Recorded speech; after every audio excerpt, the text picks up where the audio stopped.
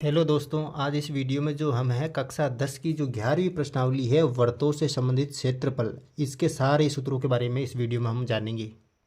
देखो दोस्तों, सबसे पहले हम जो वृत्त के बारे में जान लेते हैं। देखो वृत्त क्या होता है, हमें प्रश्नावली 10 में पढ़ाता है कि वृत्त जो होता है किसी निश्चित बिंदु से एक निश्चित दूरी पर स्थित अनेक बिंदुओं का एक समूह होता है। यानी कि ये जो वृत्त की जो परिधि बनी हुई है ये एक अनेक बिंदु अनंत बिंदुओं से मिलकर बनी हुई है।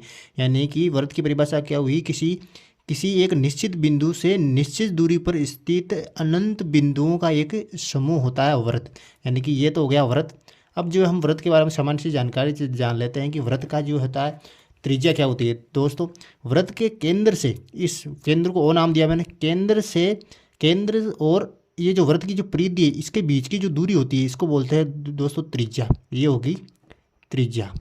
अब जो दोस्तों यदि व्यास की हम बात करें हैं तो वृत्त की परिधि को केंद्र से होते हुए, यानी कि वृत्त की इस परिधि को केंद्र से होते हुए, केंद्र से होकर जानी चाहिए लाइन, यानी वृत्त की परिधि को केंद्र से होते हुए वृत्त की परिधि मिलाने वाली लाइन को क्या बोलते हैं, व्यास बोलते हैं। तो ये पूरा क्या हुआ, इस वृत्त का क्या हो गया, व्यास हो गया दोस्तों। ये हो गया इसका व्यास। अब जो दोस्तों देखो केंद्र हो गया ये ओ, बीच के अंदर जो बिंदु होता है ये केंद्र कहलाता है वृत्त का, और केंद्र और परिधि के बीच की जो दूरी है ये जो है त्रिज्या कहलाती है। और वृत्त की परिधि को केंद्र से होते हुए वृत्त की परिधि से वो मिलाने वाले लाइन को बोलते हैं दोस्तों व्यास। इसको डी से संकेत करता है। और ये जो लाइन है, ये जो चारों तरह की बाउंड्री है, इसको बोलते हैं दोस्तों वृत्त की परिधि बोलते हैं इसको, वृत्त की परिधि, वृत्त की परिधि।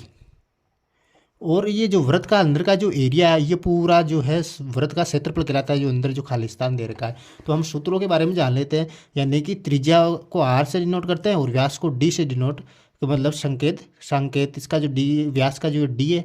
अब जो हम सूत्र जान लेते हैं वृत्त का जो क्षेत्रफल का सूत्र क्या होता है। देखो वृत्त का क्षेत्रफल, वृत्त का क्षेत्रफल दोस्तों, वृत्त का जो क्षेत्रफल का सूत्र होता है वो होता है पाई आर स्क्वायर। और वृत्त का जो परिधि का क्षेत्रफल होता है, परिधि जो होती है वृत्त की परिधि दोस्तों, वृत्त की परिधि को परिमाप भी बोल सकते हैं हम। वृत्त की जो परिधि का सूत्र होता है वो होता है 2 पाई आर। ये बातें जो आपको इसके अंदर ध्यान रखनी है। और जो वृत्त के बारे में आप जान सकते हो कि व्यास जो होता है, व्यास जो होता है त्रिज्या का दुगुना होता है दोस्तों, त्रिज्या का दुगुना होता है। और यदि त्रिज्या की हम बात करें, तो व्यास का जो आधा क्या होता है वो होती है त्रिज्या। ये जो सामान्य सी बातें हैं जो आपको इसके अंदर ध्यान रखनी है। जो दोस्तों हम जो है प्रश्नावली 11 के महत्वपूर्ण सूत्रों की ओर चलते हैं। देखो लघु त्रिज्यखंड का क्षेत्रफल और दीर्घ त्रिज्यखंड का क्षेत्रफल हमें इसमें प्रश्नावली खोल करने के लिए आना चाहिए। तो सबसे पहले हम जान लेते हैं कि लघु त्रिज्यखंड क्या होता है और दीर्घ त्रिज्यखंड क्या होता है। देखो दोस्तों, मैं जो केंद्र से एक त्रिज्यखंड बना रहा हूँ यहाँ पे, ये त्रिज्यखंड, यानी कि ये एक त्रिज्यखंड है। और ये यहाँ पर कोण जो है थीटा कोण पर एक त्रिज्यखंड बना लिया मैंने, ये थीटा। यानी कि ये जो भाग है वृत्त का, ये जो मैंने बनाया है ये भाग है लघु त्रिज्यखंड कहलाएगा दोस्तों। ये जो है भाग क्या कहलाएगा, लघु त्रिज्यखंड। लघु का मतलब छोटा, लघु त्रिज्यखंड यानी कि छोटा त्रिज्यखंड हो गया। यानी कि ये हो गया लघु त्रिज्यखंड। अब दीर्घ त्रिज्यखंड क्या होता है, दीर्घ त्रिज्यखंड मतलब होता है बड़ा त्रिज्यखंड। यानी कि ये छोटे त्रिज्यखंड को छोड़कर ये जो बाकी जो एरिया बचा है ये वाला एरिया, इसको बोलेंगे दीर्घ त्रिज्यखंड। तो दोस्तों लघु त्रिज्यखंड का जो सूत्र होता है वो होता है पाई आर स्क्वायर थीटा। थीटा का मान यहाँ देर का होगा, आपको थीटा का मान आएगा कोण का, पाई आर स्क्वायर थीटा बटावा 360 डिग्री। ये जो है आपके लघु त्रिज्यखंड का क्षेत्रफल हो जाएगा, पाई आर स्क्वायर थीटा बटावा 360। ये आपको बात ध्यान में रखनी है। अब जो दोस्तों देखो दीर्घ त्रिज्यखंड का क्षेत्रफल क्या होता है। दीर्घ त्रिज्यखंड का क्षेत्रफल कैसे निकालेंगे, यानी कि ये तो लघु त्रिज्यखंड का क्षेत्रफल हो गया, यानी कि ये वाला भाग जो है लघु त्रिज्यखंड। अब दीर्घ त्रिज्यखंड का कैसे निकालेंगे, यानी कि पूरे वृत्त के क्षेत्रफल में से, पूरे वृत्त का क्षेत्रफल क्या होता है, पाई आर स्क्वायर होता है। यानी पूरे वृत्त के क्षेत्रफल में से, यानी कि पाई आर स्क्वायर, यानी कि पूरे वृत्त के क्षेत्रफल में से मैं क्या निकाल दूंगा, ये छोटे वाले लघु त्रिज्यखंड का क्षेत्रफल निकाल दूंगा तो किसका आ जाएगा, दीर्घ त्रिज्यखंड का क्षेत्रफल आ जाएगा या नहीं आ जाएगा।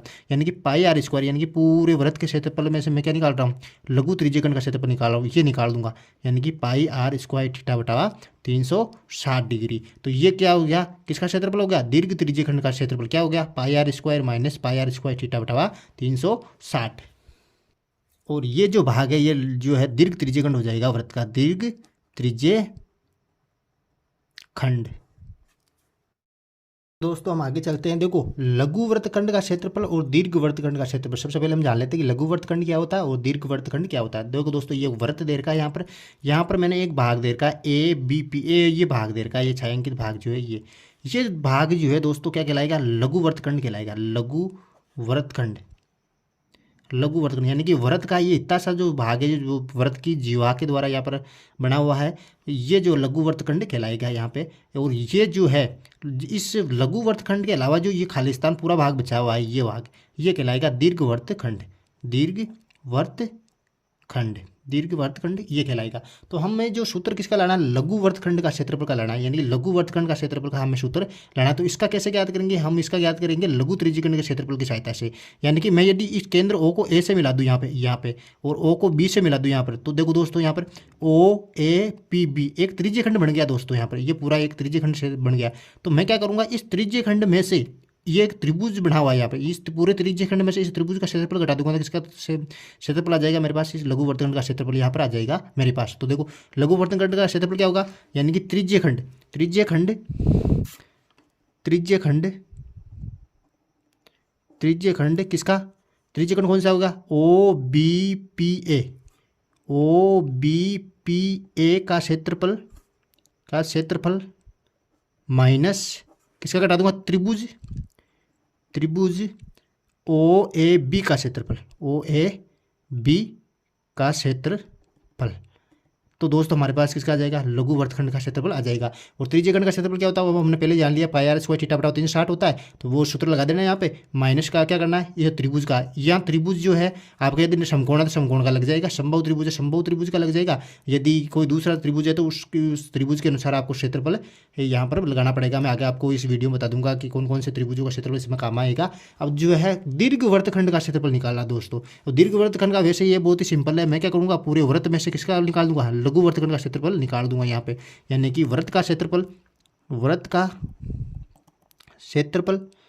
के क्षेत्रफल में से क्या निकाल दूंगा मैं, लघु वृत्तखंड का क्षेत्रफल यहाँ पे निकाल दूंगा, लघु वृत्तखंड का क्षेत्रफल। यानी कि दीर्घ वृत्तखंड कौन सा है, ये वाला पूरा भाग जो बचा हुआ है ये क्या दीर्घ वृत्तखंड है। दीर्घ वृत्तखंड का क्षेत्रफल कैसे निकालूंगा, यानी कि पूरे वृत्त के अंदर से मैं क्या कर दूंगा, लघु वृत्तखंड का क्षेत्रफल निकाल दूंगा तो किसका आ जाएगा मेरे पास, दीर्घ वृत्तखंड का क्षेत्रफल आ जाएगा। अब जो दोस्तों एक सूत्र आता है कि थीटा वाले त्रिज्यखंड के संगत चाप की लंबाई, यानी कि चाप की लंबाई का सूत्र क्या होता है। देखो चाप क्या होता है पहले मैं देख लेता हूँ। कोई मान लो कोई थीटा कोण वाला कोई त्रिज्यखंड है, मैं मान लो एक त्रिज्यखंड बना रहा हूँ यहाँ पे, ये इसका कोण जो कितना है थीटा है, यानी कि यहाँ पर नाम दे रहा हूँ ए, यहाँ पर नाम दे रहा हूँ बी और यहाँ पर नाम दे रहा हूँ पी। यानी कि एक त्रिज्यखंड है ओ ए पी बी, ये पूरा त्रिज्यखंड है। अब इसके संगत चाप की लंबाई देखो, इसका संगत चाप देखो, ये त्रिज्यखंड है पूरा ये वाला, यहाँ पे इसके संगत चाप कौन सा होगा दोस्तों, ये चाप इसको कहता है परिधि को, यानी कि ये त्रिज्यखंड के अंतर्गत जो परिधि आ रही है आपके, यानी कि ये ए से बी तक की लंबाई, ये वाली जो लंबाई ये जो है चाप कहलाएगा यहाँ पर इस त्रिज्यखंड का संगत चाप है ए और बी। इसकी यदि आपको लंबाई ज्ञात करनी है तो उसका सूत्र होगा 2 पाई आर थीटा बटा 360, ये आपको याद रखना है। दोस्तों इस प्रश्नावली के अंदर एक बात और आपको समझानी थी, देखो हमें यदि लघु वृत्तखंड का क्षेत्रफल निकालना है, यानी लघु वृत्तखंड का क्षेत्रफल क्या होता है, लघु वृत्तखंड का क्षेत्रफल क्या होता है, त्रिज्यखंड किस कौन सा होता है, त्रिज्यखंड ओ ए पी बी का क्षेत्रफल में से क्या घटाएंगे हम, माइनस त्रिभुज ओ ए बी का क्षेत्रफल, त्रिभुज ओ ए बी का क्षेत्रफल। दोस्तों तो आपको क्या करना पड़ेगा, यदि लघु वृत्तखंड का क्षेत्रफल निकालना है तो किसमें से, त्रिज्यखंड में से क्या निकालना पड़ेगा, एक त्रिभुज का क्षेत्रफल निकालना पड़ेगा ओ ए बी का क्षेत्रफल, यानी कि त्रिभुज ओ ए बी का क्षेत्रफल निकालना पड़ेगा। तो दोस्तों यहाँ पर जो त्रिभुज है वो कई प्रकार के आ सकते हैं, यानी कि ये आपको दे दे कि केंद्र पर जो है थीटा कितने का बन रहा है, 90 डिग्री का कोण बन रहा है। मान लो 90 डिग्री का यदि कोण आ जाता है, आपको बताता है कि थीटा कितने डिग्री का समकोण है, 90 डिग्री है, कुछ भी आ जाए यहाँ पर। तो आपको जो त्रिभुज का क्षेत्रफल लगाना है वो लगाना है 1/2 आधार गुणा ऊंचाई, ये जो क्षेत्रफल यहाँ पर आपको लगाना है। इसके अलावा यदि दोस्तों यहाँ पर आपको थीटा का कोण का मान 60 डिग्री दे दे, इतने 60 डिग्री दे दे, तो यहाँ पर यदि 60 डिग्री आने का मतलब है ये भी 60 डिग्री का होगा, ये भी 60 डिग्री का होगा। इसका मतलब है कि यहाँ पर जो बनने वाला जो त्रिभुज है वो समबाहु त्रिभुज होगा। समबाहु त्रिभुज का जो क्षेत्रफल होता है, समबाहु त्रिभुज का क्षेत्रफल, समबाहु जो त्रिभुज का क्षेत्रफल होता है वो दोस्तों होता है √3/4 भुजा स्क्वायर, या ए स्क्वायर लिख सकता हूँ, ए का मतलब होता है भुजा स्क्वायर, √3/4 भुजा स्क्वायर। अब इसके अलावा यदि 60 डिग्री यहाँ पर कोण आपको यदि 90 डिग्री से ऊपर दे दे, यानी कि 120 डिग्री दे दे, कुछ भी दे दे 90 डिग्री से ऊपर, तो इसके लिए जो है त्रिभुज का क्षेत्रफल अलग लगेगा, तो आपको जो त्रिभुज का क्षेत्रफल लगाना है, यदि थीटा का मान 90 डिग्री से ऊपर है तो ये सूत्र लगाना है, आर स्क्वायर साइन थीटा बटा 2 कोस थीटा बटा 2। ये जो सूत्र है आपको इसमें से निकाल देना है, तो आपको क्या आ जाएगा, लघु वर्गखंड का क्षेत्रफल आपके पास निकल कर आ जाएगा। ये 3 प्रकार की जो त्रिभुज है इसके अंदर आपके काम में आएंगे। अब जो दोस्तों एक सूत्र आता है चतुर्थांश का क्षेत्रफल। देखो चतुर्थांश क्या होता है, यानी कि चतुर्थांश होता है वृत्त का चौथा भाग, यानी कि वृत्त का चौथा भाग कब बनेगा, वृत्त का चौथा भाग बनेगा जब थीटा का मान कितना होगा, 90 डिग्री का होगा। यानी कि थीटा का मान आपको समकोण दे रखा है, तो इसका मतलब आपको ये जो त्रिज्यखंड बन रहा है, ये त्रिज्यखंड जो होता है बनता है, यदि थीटा का मान 90 डिग्री होता है तो ये वृत्त का कितना भाग होता है, चौथा भाग होता है। तो आप डायरेक्ट सूत्र लगा सकते हो, त्रिज्यखंड के सूत्र की बजाय ये सूत्र लगा सकते हो। यदि थीटा का मान 90 डिग्री दे रखा हो तो चतुर्थांश का क्षेत्रफल क्या लगा सकते हो, पाई आर स्क्वायर बटा 4। यदि आप इस सूत्र से भी हल करते हो, पाई आर स्क्वायर थीटा बटा 360, तो भी ये का ये आएगा। समझ में बात, ये सूत्र भी आप लगा सकते हो, ये सूत्र भी आप लगा सकते हो। यदि डायरेक्ट करना चाहते हो तो पाई आर स्क्वायर बटा 4 लगा सकते हो। तो आप चतुर्थांश का क्षेत्रफल याद रखना, पाई आर स्क्वायर बटा 4 होता है।